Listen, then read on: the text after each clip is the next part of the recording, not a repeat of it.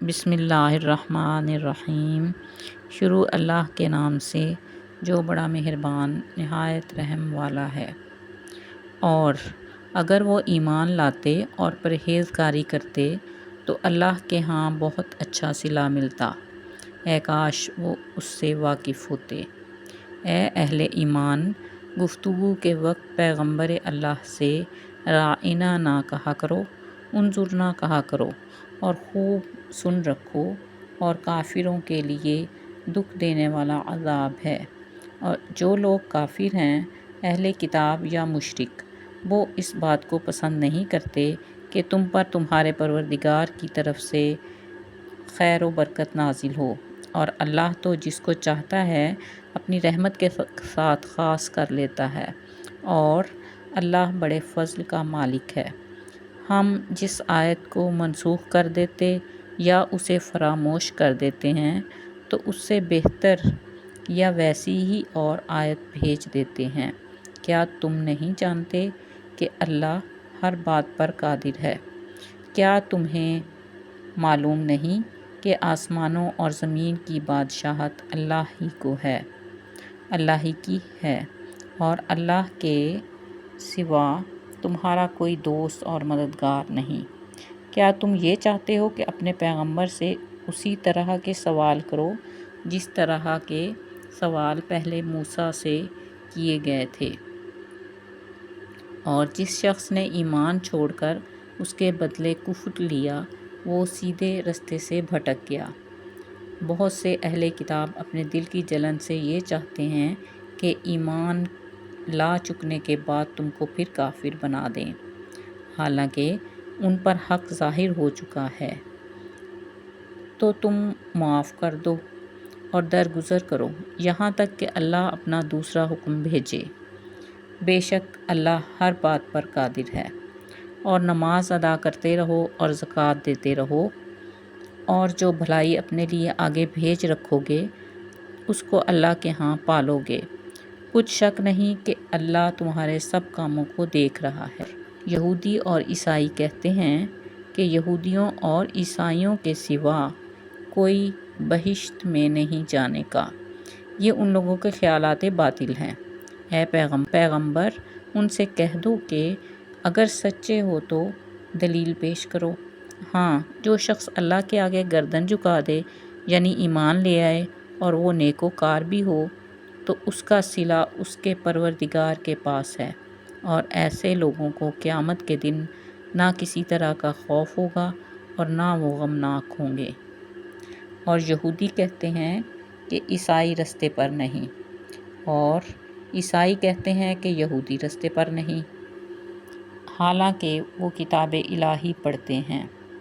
اسی طرح بالکل انہی کی سی بات وہ لوگ کہتے ہیں جو کچھ نہیں جانتے، یعنی مشرک۔ تو جس بات میں یہ لوگ اختلاف کر رہے ہیں، اللہ قیامت کے دن اس کا ان میں فیصلہ کر دے گا۔ اور اس سے بڑھ کر ظالم کون، جو اللہ کی مسجدوں میں اللہ کے نام کا ذکر کیے جانے کو منع کرے اور ان کی ویرانی میں سعی ہو۔ ان لوگوں کو کچھ حق نہیں کہ ان میں داخل ہوں مگر ڈرتے ہوئے۔ ان کے لیے دنیا میں رسوائی ہے اور آخرت میں بڑا عذاب۔ اور مشرق اور مغرب سب اللہ ہی کا ہے، تو جدھر تم رخ کرو ادھر اللہ کی ذات ہے۔ بے شک اللہ صاحب وسعت اور باخبر ہے۔ اور یہ لوگ اس بات کے قائل ہیں کہ اللہ اولاد رکھتا ہے۔ نہیں، وہ پاک ہے، بلکہ جو کچھ آسمانوں اور زمین میں ہے سب اسی کا ہے، اور سب اس کے فرما بردار ہیں۔ وہی آسمانوں اور زمین کا پیدا کرنے والا ہے۔ جب کوئی کام کرنا چاہتا ہے تو اس کو ارشاد فرما دیتا ہے کہ ہو جا، تو وہ ہو جاتا ہے۔ اور جو لوگ کچھ نہیں جانتے، یعنی مشرک، وہ کہتے ہیں کہ اللہ ہم سے کلام کیوں نہیں کرتا، یا ہمارے پاس کوئی نشانی کیوں نہیں آتی۔ اسی طرح جو لوگ ان سے پہلے تھے وہ بھی انہی کی سی باتیں کیا کرتے تھے۔ ان لوگوں کے دل آپس میں ملتے جلتے ہیں۔ جو لوگ صاحب یقین ہیں، یعنی ان کے سمجھانے کے لیے ہم نے نشانیاں بیان کر دی ہیں۔ اے محمد صلی اللہ علیہ وسلم، ہم نے تم کو سچائی کے ساتھ خوشخبری سنانے والا اور ڈرانے والا بنا کر بھیجا ہے، اور اہل دوزخ کے بارے میں تم سے کچھ پرسش نہیں ہوگی، اور تم سے نہ تو یہودی کبھی خوش ہوں گے اور نہ عیسائی، یہاں تک کہ ان کے مذہب کی پیروی اختیار کر لو۔ ان سے کہہ دو کہ اللہ کی ہدایت یعنی دین اسلام ہی ہدایت ہے، اور اے پیغمبر، اگر تم اپنے پاس علم یعنی وحی خدا کے آ جانے پر بھی ان کی خواہشوں پر چلو گے تو تم کو عذاب اللہ سے بچانے والا نہ کوئی دوست ہوگا نہ کوئی مددگار۔ جن لوگوں کو ہم نے کتاب عنایت کی ہے وہ اس کو ایسا پڑھتے ہیں جیسا اس کے پڑھنے کا حق ہے، یہی لوگ اس پر ایمان رکھنے والے ہیں، اور جو اس کو نہیں مانتے وہ خسارہ پانے والے ہیں۔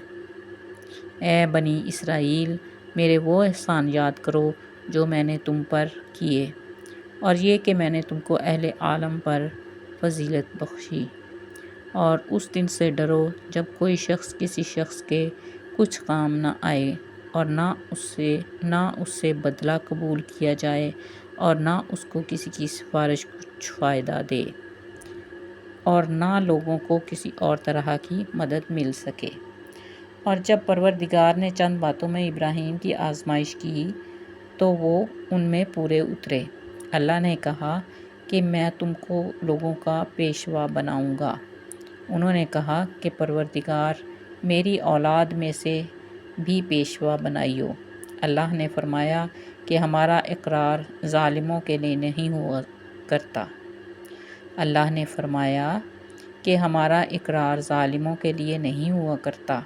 اور جب ہم نے خانہ کعبہ کو لوگوں کے لیے جمع ہونے اور امن پانے کی جگہ مقرر کیا اور حکم دیا کہ جس مقام پر ابراہیم کھڑے ہوئے تھے اس کو نماز کی جگہ بنا لو،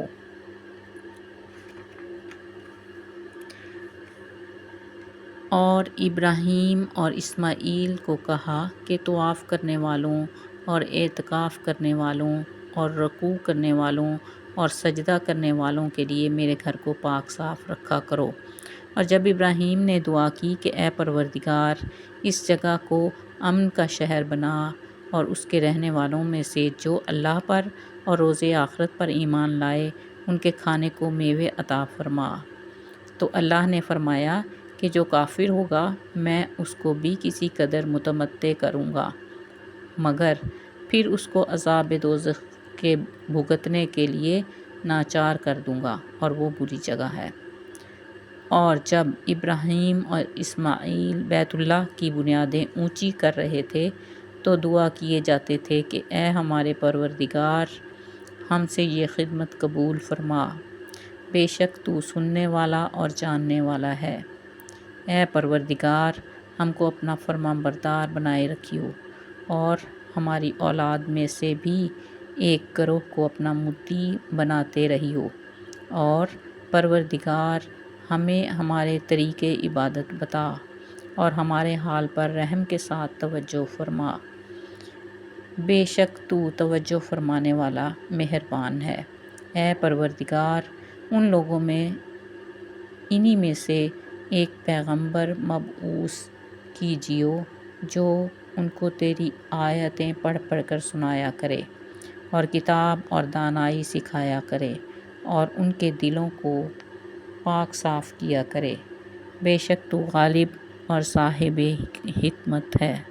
صدق اللہ العلی العظیم۔